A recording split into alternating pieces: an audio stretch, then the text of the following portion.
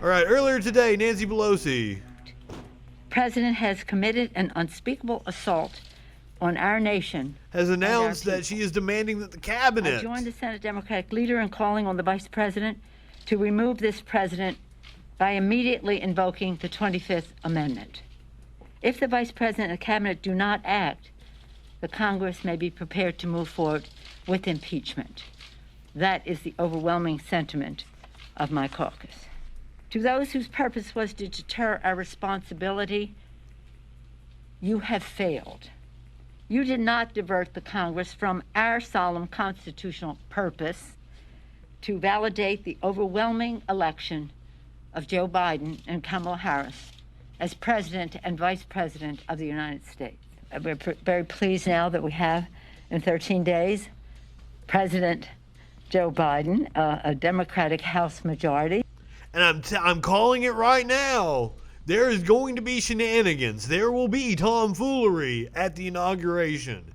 Things are not going to go off without a hitch. I would assume after the events yesterday, they will take some sort of precautions. There will be more of a perimeter in place. I'm still flabbergasted at the lack of response from the police at the Capitol. But there will indeed be something go on with the inauguration, which takes place 13 days from now. Now, the House was already mulling over the possibility of issuing articles of impeachment against Trump before yesterday. Progressives plot 11th hour Trump impeachment over Georgia call. We've forgotten all about that shit. Where we all heard him commit a federal crime. We heard the audio of it. Called the Georgia Secretary of State on Saturday, asking him to interfere in the election. On Sunday, the tape was released. And that is one of the reasons why they are pushing so hard to either remove him with the 25th Amendment or to impeach him again. I mean, I don't know how they could... You could pass it really fast, the articles of impeachment. I don't think Mitch McConnell would take them up. Maybe he would. I mean, the look on Mitch McConnell's face last night during the Senate session said, like, I'm done with this shit. I don't think they would have time to remove him, even if Mitch McConnell did get on board with impeaching the motherfucker again. He needs to be impeached again, just for the fucking hell of it. I hope he gets removed by the 25th Amendment. The first president ever to lose the popular vote, not win re-election, be impeached, and removed by the 25th Amendment. That's the legacy this motherfucker needs to leave. But they were already talking about impeachment. Ilhan Omar has said that she is ready to draft articles of impeachment. The party is split over how to respond to his phone call asking for the Georgia Secretary of State. Like, this is old news. We don't even, like... This seems insignificant after what happened yesterday. Trump's former chief of staff, General John Kelly. Also not a man I'm a fan of. But you know, when he says shit like this, we probably need to listen to him. Try to get the cabinet to remove President Trump from office. It's not just Democrats saying, it's Republicans too, including... Dude, I thought this is why people watch this show. I thought me ranting was what this is all about. Tell me to calm down. I want to see something happen to him. I want to see him perp walked. I hope he refuses to leave the White House, and they do have to drag him kicking and screaming out. Including Adam Kinzinger, the congressman from Illinois, former Republican Congressman Paul Mitchell of Michigan. Do you support such an action? Should he be removed by the cabinet? I think, Jake, that the cabinet should meet and have a discussion. I don't think it'll happen, but I think the cabinet should meet and discuss this, because the behavior yesterday and the weeks there's a guy with the zip ties from the president, and what happened on he conceded on Twitter. Of his, now we checked Twitter earlier and he hadn't tweeted.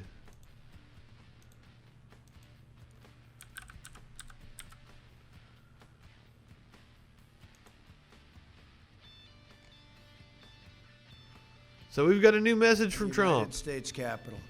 Like all Americans, I am outraged by the violence, lawlessness, and mayhem. I immediately deployed the National Guard and federal law enforcement to secure the building and expel the intruders. America is and must always be a nation of law and order. The demonstrators who infiltrated the Capitol have defiled the seat of American democracy. You have defiled the seat of American democracy. Violence and destruction. You do not represent our country. And to those who broke the law, you will pay. We have just been through an intense election, and emotions are high. But now tempers must be cooled and calm restored. We must get on with the business of America. My campaign vigorously pursued every legal avenue to contest the election results. My only goal was to ensure the integrity of the vote.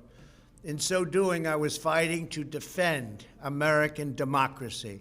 I continue to strongly believe that we must reform our election laws to verify the identity and eligibility of all voters and to ensure faith and confidence in all future elections. Now Congress has certified the results. A new administration will be inaugurated on There was a January cut there. 20th.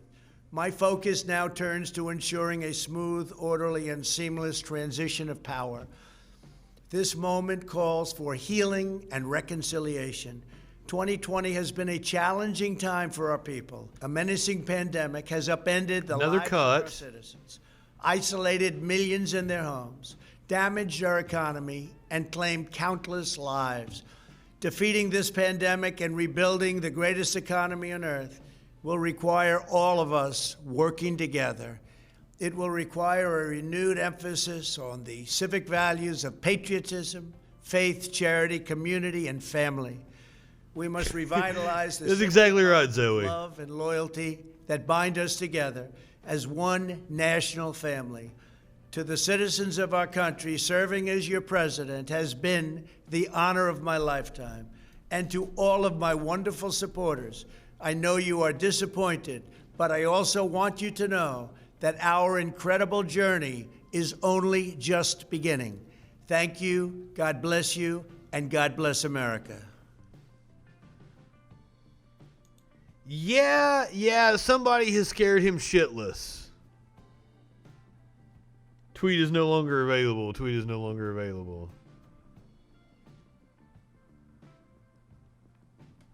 Well, that is an interesting message. Also, I didn't notice that he's only following 51 people.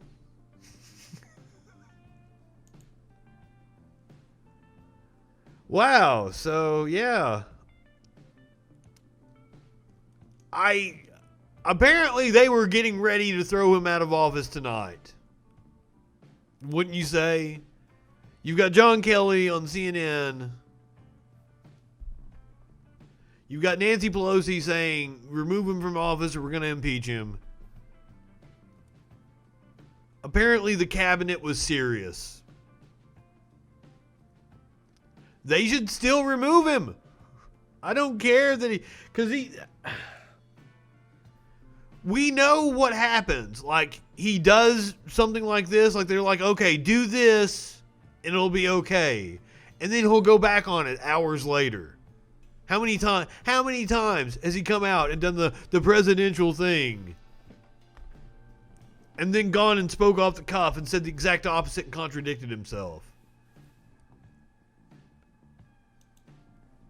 This is still going to be a wild 13 days. Poisoning the minds of people with the lies and the frauds. You were a former member of the cabinet, and in addition to being a White House chief of staff, if you were in the cabinet right now, would you vote to remove him from office? Yes, I would. The one thing we have going for us here, Jake, is you should have done it when you had the power to do it. No one has indicated. We've heard what you've said about him since you've left. No one around him anymore is going to break the law. He can give all the orders he wants. He would have been out of the presidency tonight. They've told him that. That the cabinet is like, all right, we're going to have to remove you, or you're going to have to say this. That's absolutely what happened. Who are willing to break the law.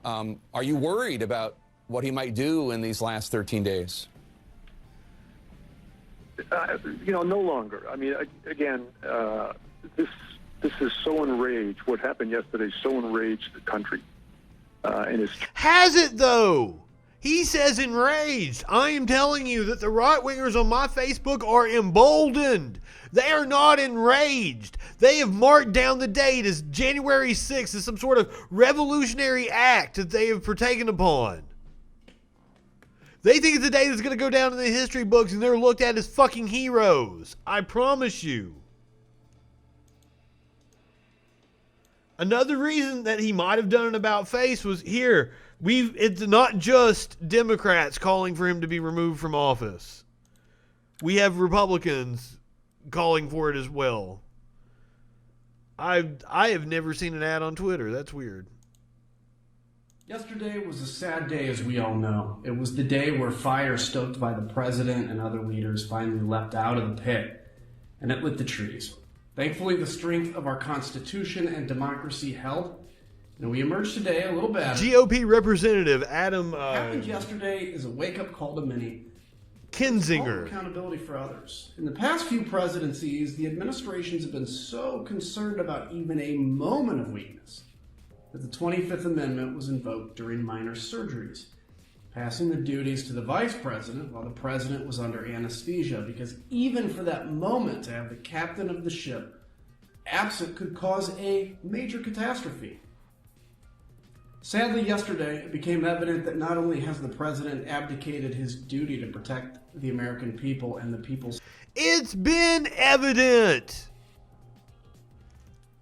I don't disagree with these people that, yes, something needs to be done. 25th Amendment, impeach him, whatever the fuck. We've known this. We all knew that this is exactly what would happen, that he wouldn't want to leave office, that he would try to invoke violence if he had to stay in power. We knew it. We knew it going all the way back to 2015. Because their corporate overlords don't tell them to be pissed off about that shit. They don't know it. These right-wingers don't fucking know that they're being programmed by oligarchs. They think because they don't watch CBS or ABC, MSNBC, that they aren't being fucking run by rich people. No, they're being run by rich people that are even nuttier, that are even further out on the fucking fringe. The people that are bankrolling the OANs and the Newsmax and the Federalist Society and all the Heritage Foundations and the Mercers and used to be the Koch brothers. Koch brother now. All the insane amount of money that goes to funding people like Charlie fucking Kirk and Ben Shapiro.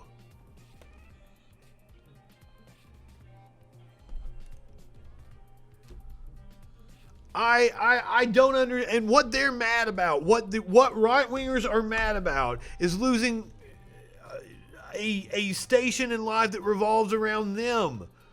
Of losing a government that caters specifically to one group of people, white. I don't even want to say middle class. And it's only scraps. I know the Trump supporters tend to be more well off. They tend to be more secure, but they're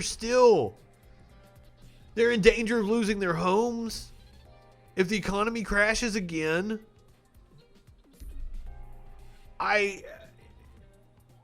But they do. The Trump supporters tend to actually own a house, and own a couple of different vehicles, to be a little bit older and more financially stable.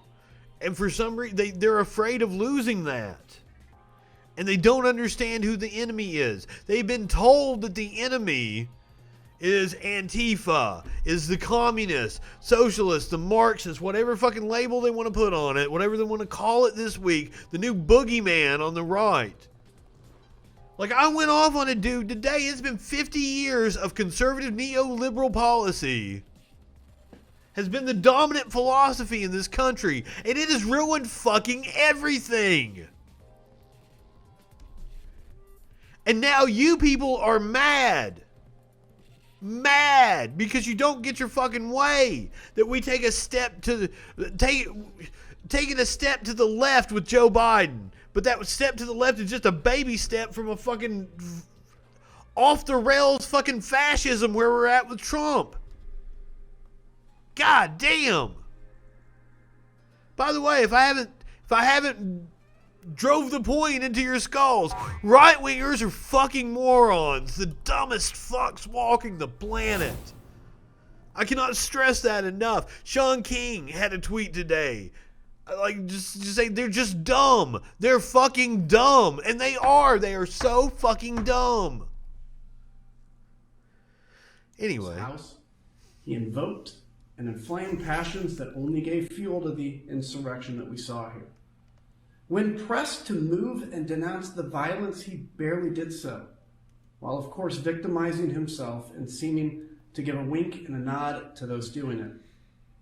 All indications are that the president has become unmoored, not just from his duty, nor even his oath, but from reality itself.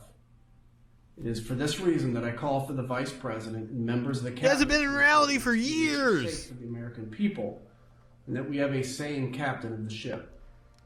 Section 4 of the 25th Amendment allows a majority of the cabinet and the vice president to assume the duties of the office. Privilege. That's exactly fucking right. Himself. It's time to invoke the 25th Amendment. And they see the expansion of... We will arise from this, but we cannot forget... the welfare state that helped make them privileged to everybody else as an assault on their rights. So they'd rather just burn everything the fuck down. Yesterday's disaster.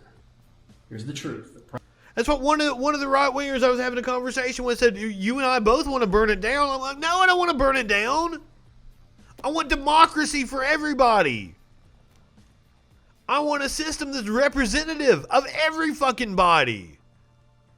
That works the way it should, that doesn't spend money bombing brown children in the Middle East so that they can make executives of Boeing and Raytheon rich. I want a government that actually provides shit to their people. Healthcare and education. Bridges that aren't dilapidated. Is that too fucking much to ask? That's what a goddamn government's supposed to do. But when you talk to these fucking right-wingers and you tell them the policy prescriptions to improve the country, they tell you it's socialism. Call you a dirty commie. You can't have a conversation with them.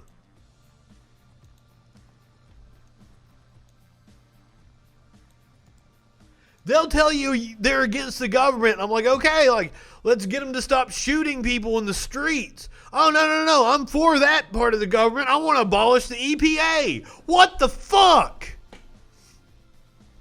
Seriously. Legitimate conversation I had with a guy.